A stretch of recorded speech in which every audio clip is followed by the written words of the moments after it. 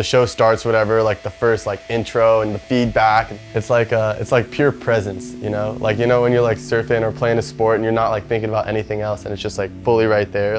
It's literally you're all in that moment together. You're all listening to the same song at the same time, feeding off of the energy of each other in the room. Like, I think the energy of it all is like a really big thing. You know, it's like pure presence. That's how you should live your whole life, I think. What? Right here. San Francisco.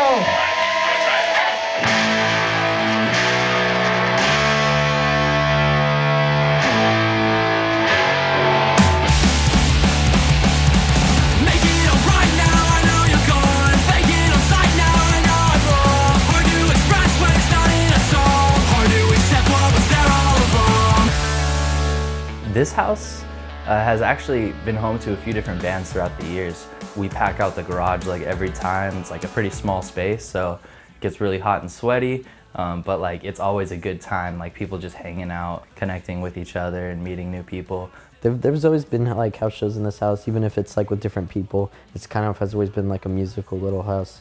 The shows that we've thrown here are always really cool because, like I said, this house has been kind of known to throw house shows for a couple of years, so people know to come through. So I used to go to shows here all the time, and then I moved here, and then we've just been throwing shows to keep that up, you know. I think the most people that have been here is Leer and Hog.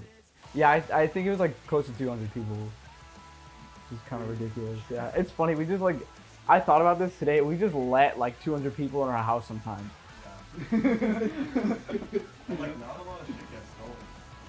I like food. I've like had food taken sometimes, and like beer, but that's about it. People are like generally pretty respectful. It's kind of cool.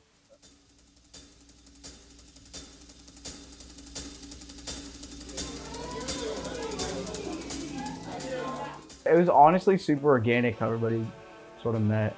I met Nick Susak, the guitarist, like years ago. When I first moved to the city, I met him. After that, Cam moved in. I think it was just him and Nick for a while doing the Leer stuff. And I joined on drums.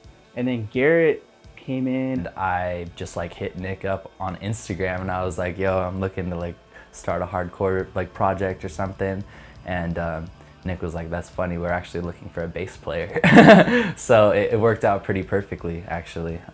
Nick was like, yo, come try out. We're actually gonna practice in 2 days. And he sent me like this 10-minute demo. And I like learned a lot of it in 2 days just to get like the basic structure down. And then, yeah, we practiced and they're like, welcome. You can play, like just join the band right then and there, and we played a show a week later. So pretty much, yeah, just through like connections of meeting people, I just randomly stumbled upon it, pretty much. I guess Garrett's gonna be chilling out. Hey Garrett, are you coming? Oh yeah. You don't have to if you don't want to. I want to. I'm just hyped people here because then I can like laugh with people instead of alone.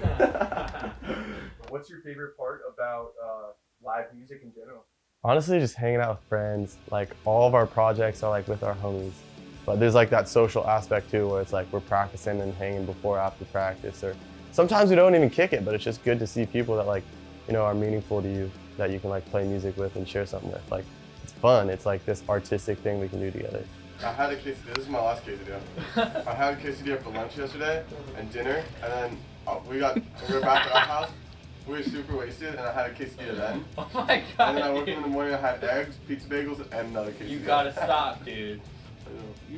I like making music that I listen to, or being a part of people's project that I listen to. Like, I just love kicking it with my homies. Yeah.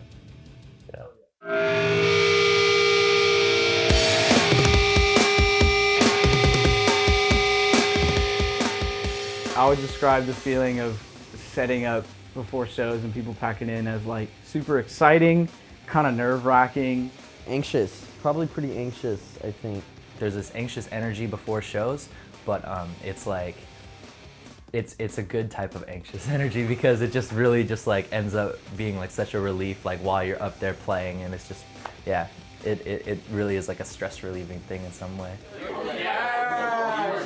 I'm about Tennessee Grill, like that's where my loyalties are, but UT's better. I get it. UT just showed me this move last fucking when I I was doing an interview with him, and I'm just calling it OSHA-approved crack killing now. It's the best move. OSHA-approved crack killing. Before shows, I used to get super nervous, but now I just want to be like, I don't know. I feel like naturally I just make fun of like myself and other people just to be funny, but I don't know. Yeah, you definitely used to get nervous though, and now it's just like another day.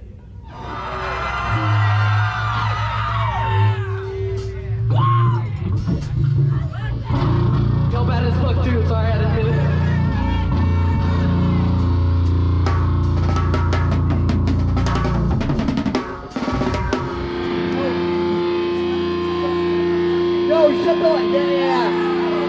Like the anticipation is what really fucking kills you, and then like right when you go up, you're like, all right, I got this shit in the bag, and you just start moving a little bit, and then you get in the flow and you start screaming a little bit, and then you're like, I got this. Oh yeah.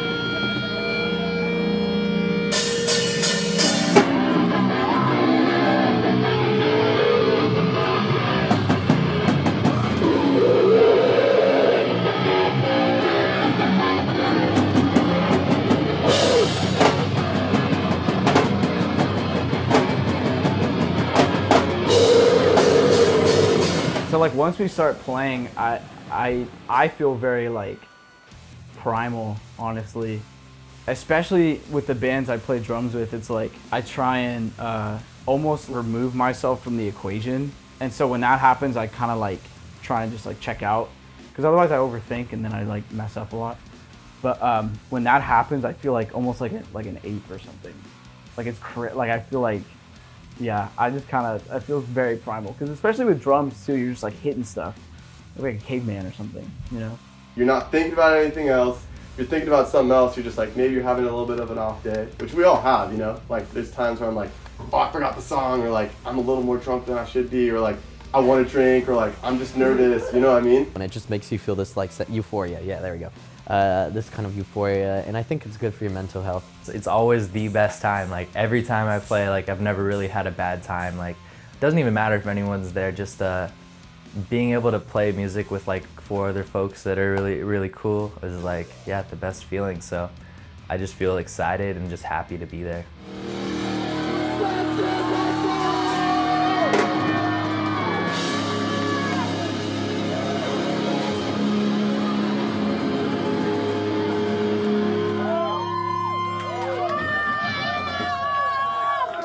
Yeah, we're actually a Kelly Clarkson cover band.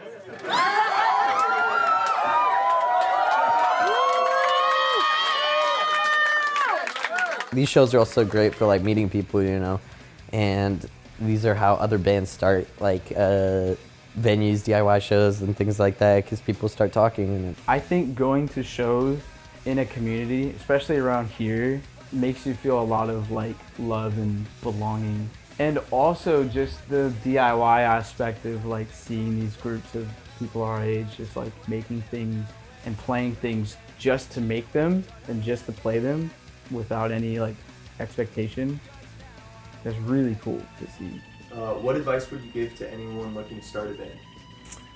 I would say just find someone that you feel comfortable jamming with. That's the only thing that really matters. And find someone who has a similar taste in music as you. Even if it's not exactly the same, like just like if you can vibe on some of the, you know, similarities, maybe you can create a cool fusion of 2 genres that you both are into. It surprises me all the time, like the people that come out and like support like our music. So it's just like, I'm so down to do that to someone else.